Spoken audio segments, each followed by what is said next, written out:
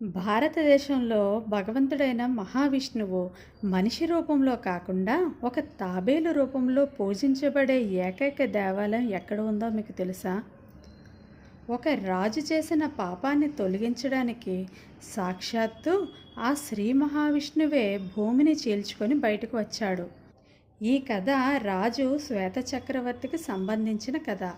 ఒకరోజు ఆయన భార్య రాణి వంశధార నది దగ్గర విష్ణుమూర్తి కోసం కఠోర తపస్సు చేస్తోంది. కానీ రాజు కామవాంఛతో ఆమె తపస్సును భంగం చేయాలని అనుకున్నాడు.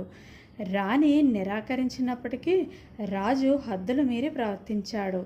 రాజు ఆమెను తాకడానికి ప్రయత్నించగానే వంశధార నది ఉగ్రరూపం దాల్చింది. ఆ నీటి యొక్క ఉధృతికి రాజు పక్కనే ఉన్న బండరాళ్ళ వద్దకు కొట్టుకొని పోయాడు.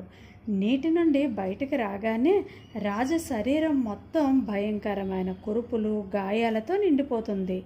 తను చేసిన తప్పు తెలుసుకొని రాజు అక్కడే కూర్చొని విష్ణుమూర్తి కోసం కఠోర తపస్సు చేశాడు.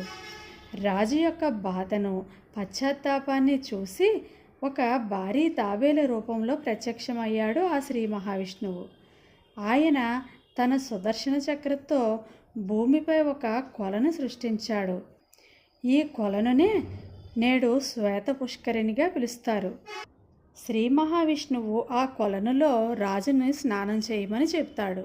రాజు ఆ కొలనులో స్నానం చేయగానే శరీరం మొత్తం బంగారు ఛాయల్లో మారిపోతుంది. అతని శరీరంలో ఏర్పడిన కురుపులు, గాయాలు మొత్తం మాయమైపోతాయి. అప్పుడు రాజు ఇలా శ్రీ మహావిష్ణువును ప్రార్థిస్తాడు.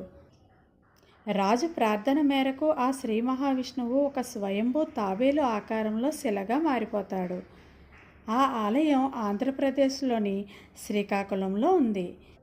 ఇక్కడ నిజంగా ఆ శ్రీ మహావిష్ణువు కొలువు తీరి ఉన్నాడు అనడానికి ఒక సజీవ సాక్ష్యం ఉంది. అది ఏంటంటే అక్కడ ఆలయ ప్రాంగణం మొత్తం తాబేళ్లతో నిండిపోయి ఉంటుంది.